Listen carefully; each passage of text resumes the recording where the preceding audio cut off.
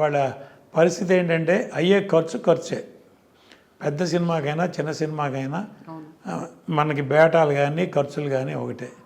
ప్రతాడు caravan అని పెట్టాడు. ఒక సినిమా షూటింగ్ ఫ్లోర్ బయట ఒక మినీ బస్ స్టాండ్ చూస్తున్నాం మనం. ఒక్కొక్క పెద్ద హీరోకి 2 క్యారవాన్లు కావాలి, మళ్ళీ ఒకటి కూడా కాదు. పెద్ద హీరోకి పెద్ద హీరోయిన్కి అనకూడదు ప్రొడ్యూసర్ ఖర్చు. ఒక bus stand, mini bus stand plus ఆ క్యారవాన్ నుంచి ఫ్లోర్లోకి రావడానికి హీరో చుట్టూ ఓ 10 మంది బౌన్సర్లు ఉండాలి. కిడ్నాప్ చేస్తారా స్టూడియోలో? అది బంధానా లేకపోతే ఎచ్చులా ఏమని చెప్పాలి? అది ఎవరి సొమ్ము? ఎగ్జిబిటర్ దగ్గర నుంచి, సైకిల్ స్టాండ్ దగ్గర నుంచి, క్యాంటీన్ దగ్గర నుంచి ఎగ్జిబిటర్ దగ్గర నుంచి డిస్ట్రిబ్యూటర్ దగ్గర నుంచి ప్రొడ్యూసరు. మనం ఇంత ఖర్చు పెడుతున్నామే. నేను సినిమా తీసే రోజుల్లో విజయబాబు రెడ్డి గారు ప్రొడ్యూసర్ కౌన్సిల్లో మాతో అందరం కలిసి మెంబర్లు అమ్మ, ఆఫీస్ బేరర్ అయినా విజయబాబు రెడ్డి గారు అనేవారు, మనం వాళ్ళ సెట్లో ఒక కాఫీ ఎవరికన్నా ఇచ్చామంటే రేపు థియేటర్లో 4 టికెట్లు అమ్మాలి. అన్నీ పోయి ఆఖరికి ప్రొడ్యూసర్కి ఆ కాఫీ డబ్బు రావడానికి థియేటర్లో 4 టికెట్లు అమ్మితే కానీ మనకి కాఫీ డబ్బు రికవర్ అవ్వదు అనేవాడు. అట్లా క్యాలిక్యులేషన్ ఎవరికైనా ఉందా? వాళ్ళ క్యాలిక్యులేషన్ కాదు. అట్లీస్ట్ మనం ఎంతలో సినిమా తీస్తున్నాం, ఎంతకు అమ్ముతున్నాం, అమ్మలేదు కొనేవాళ్ళు లేడు, మనం రిలీజ్ చేస్తే సేఫ్గా ఉంటామా? అయితే ఈ అమ్మడానికి కూడా ఈ మధ్య కాలంలో వస్తున్నటువంటి విపరీతమైనటువంటి పబ్లిసిటీలు అనేవి చూస్తున్నారు, లేకుంటే దానికి సంబంధించి ప్రీ రిలీజ్ ఫంక్షన్లు అనేవి జరుగుతున్నాయి. ట్రైలర్లు కావచ్చు, టీజర్ల రూపంలో అవుతున్నవి కావచ్చు. వాటిలో ఉన్నాయే సినిమాలో ఉంటున్నాయి, అంతకుమించి సినిమా ఏమి ఉంటలా. టీజర్లో మీరు ఏం చూపిస్తున్నారో, ట్రైలర్లో ఏం చూపిస్తున్నారో అయ్యే మెయిన్ షాట్లు. సినిమా ఏం లేదు, అంత సీన్ లేదు. లేకపోతే ఇంత అడావుడు ఎందుకు? అంతకుముందు మనం 50 days function, 100 days function, silver Jubilee function చేసాం. ఇప్పుడు audio function, teaser function, trailer function అంతే. సినిమా రిలీజ్ అయినాక 2వ వారం ఫంక్షన్ చేయాలి.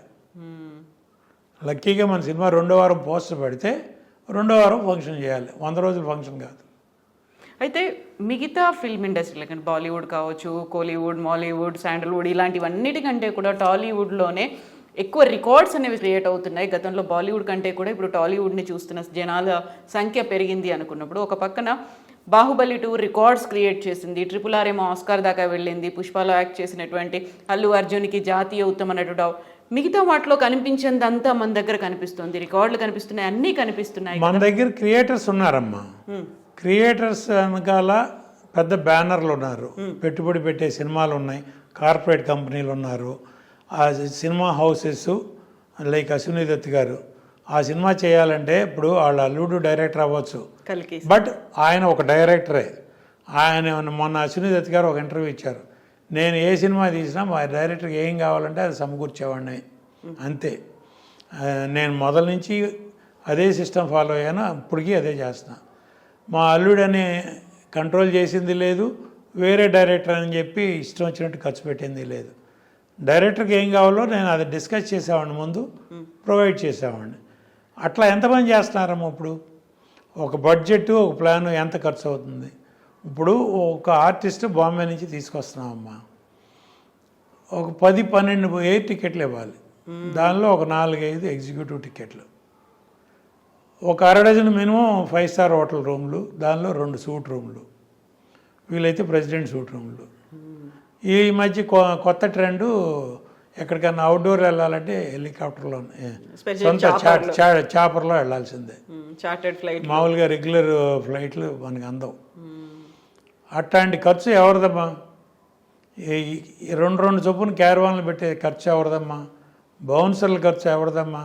బౌన్సర్ ఒక్కోడు రోజుకు 1000-1500, ఆ సినిమాని బట్టి ఆ హీరోని బట్టి 2000 దాకా వెళ్తూ ఉంది.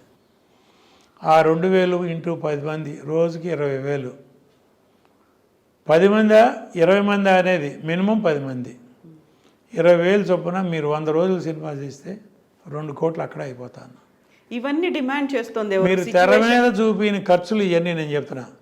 మీరు క్యారవాన్లో అంతకుముందు Ramarao Naik sir up to Chiranjeevi గారు, బాలకృష్ణ ఆ తరం వరకు అవుట్డోర్ షూటింగ్ అయితే చెట్టు కింద కూర్చునేవాళ్ళు, లేకపోతే ఒక ఫ్యాన్ పెట్టుకునేవాళ్ళు, టేబుల్ ఫ్యాన్ ఒకటి, ఇంపోర్టెడ్ ఫ్యాను, దాని పక్కన కూర్చునేవాళ్ళు. అక్కడ వేరుశనకాయలు తింటాను, పకోడీలు తింటాను, పేకాడతాను, షార్ట్ రెడీ అంటే చూసేవాళ్ళు.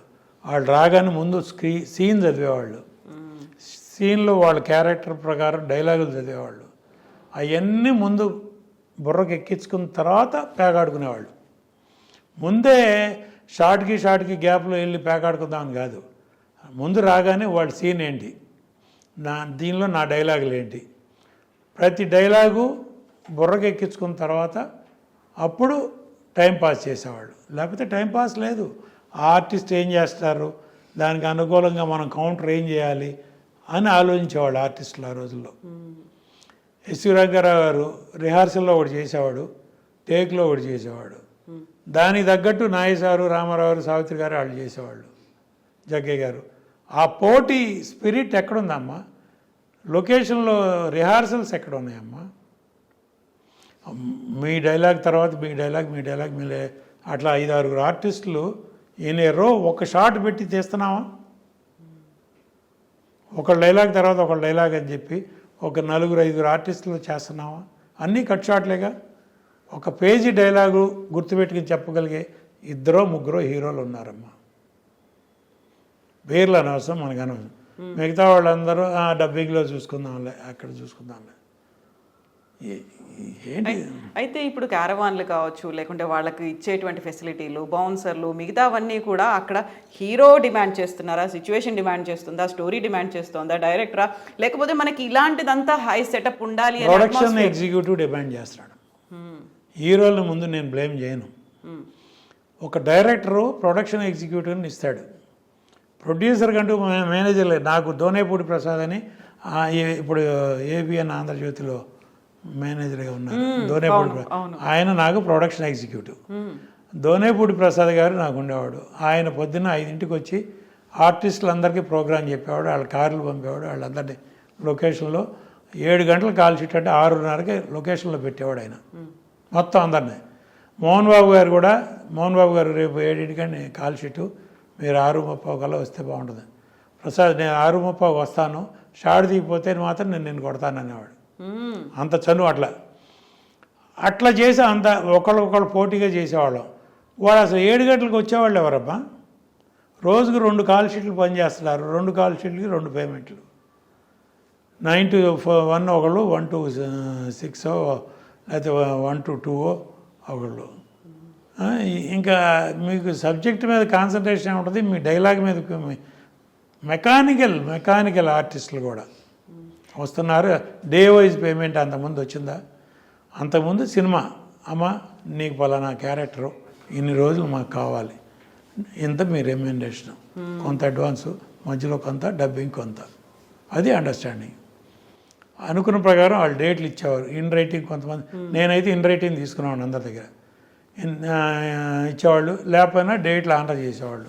వాడు అసలు డేట్లు ఇన్ రైటింగ్ ఇచ్చేవాళ్ళు ఎవరమ్మా? ఒక్కళ్ళని చెప్పండి చూద్దాం. ఆ హీరో ఎప్పుడంటే అప్పుడు సినిమా షూటింగు, దానికి ఆ రోజున ఆర్టిస్టులు ఎవరు దొరుకుతారు, ఏంటి కాంబినేషను అని చెప్పాలి. ఇవన్నీ జరుగుతున్న విషయాలు అందరికీ తెలుసమ్మా, ఎవరు మాట్లాడరు. మాట్లాడినప్పుడు నా పోటాడు సౌత్ ఇండియన్ ఫిల్మ్ ఛాంబర్లో ఉండి నాకు వచ్చే కంప్లైంట్లే ఇయ్యబ్బా.